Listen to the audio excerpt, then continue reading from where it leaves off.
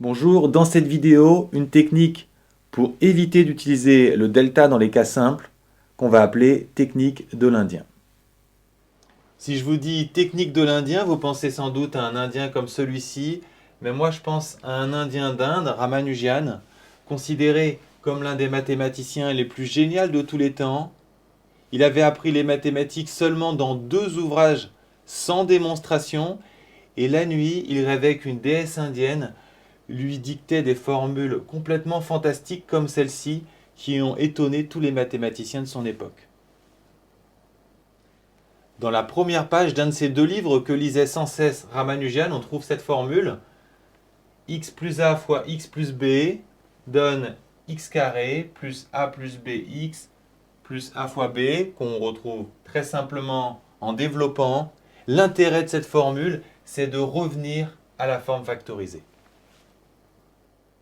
Sur cet exemple, on cherche une forme factorisée x plus a fois x plus b, avec a plus b qui doit faire 5 et a fois b qui doit faire 6. On se concentre d'abord sur le produit et on cherche des possibilités. On a 2 fois 3 ou 1 fois 6. Mais 1 plus 6 ne fait pas 5. Par contre, 2 plus 3, ça marche. Donc, la forme factorisée, c'est x plus 2 fois x plus 3, et les racines, moins 2 et moins 3. Ici, dans la forme factorisée, on doit avoir a fois b qui fait 12 et a plus b qui fait 7. Un produit qui fait 12, on a 2 fois 6 ou 3 fois 4. 2 plus 6, ça fait 8, donc ça ne marche pas. Par contre, 3 plus 4, 7, ça marche. On a la forme factorisée x plus 3 fois x plus 4, et donc les racines, moins 3 et moins 4. Autre exemple, ici, on doit avoir un produit qui fait 10, une somme qui fait 7. On va penser à 2 fois 5 ou 1 fois 10. Le seul qui marche, c'est 2 plus 5, d'où la forme factorisée x plus 2 fois x plus 5 et les racines. Ici, avec x carré moins 5x plus 6, on veut un produit qui fait 6, une somme qui fait moins 5. On pense à 2 et 3 et 1 et 6.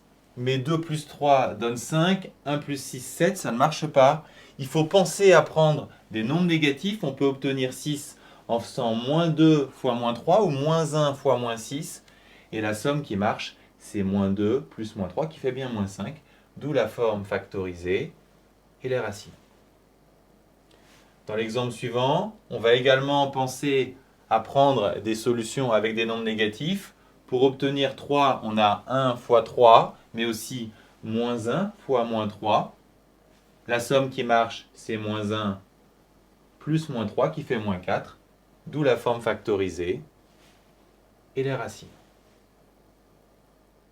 Dernier exemple, ici le produit doit faire moins 2, la somme moins 1. Pour obtenir a fois b égale moins 2, on pense à moins 2 fois 1 ou 2 fois moins 1. Et quand on teste sur la somme, c'est moins 2 plus 1 qui fait bien moins 1, d'où la forme factorisée et les racines 2 et moins 1. Attention, vous ne pouvez pas toujours utiliser cette technique car elle repose sur cette formule qui impose que le polynôme commence par x carré.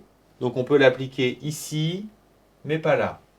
D'autre part, avec cette technique, vous cherchez des solutions entières, des racines entières. Et donc, si vous ne les trouvez pas au bout de 20 ou 30 secondes, faites un delta. Enfin, pour l'instant, cette technique n'est pas au programme officiel. Donc, si vous voulez l'utiliser, tout d'abord, vous faites la recherche au brouillon. Ensuite, comme vous ne pouvez pas justifier votre réponse avec cette factorisation, il vous faut d'abord avoir répondu à une question avec le delta et vous renvoyer à cette question. Vous dites comme à la question 1b ou 2a, on passe par delta et on trouve les 2 racines que vous avez trouvées vous en réalité sur votre brouillon avec cette méthode.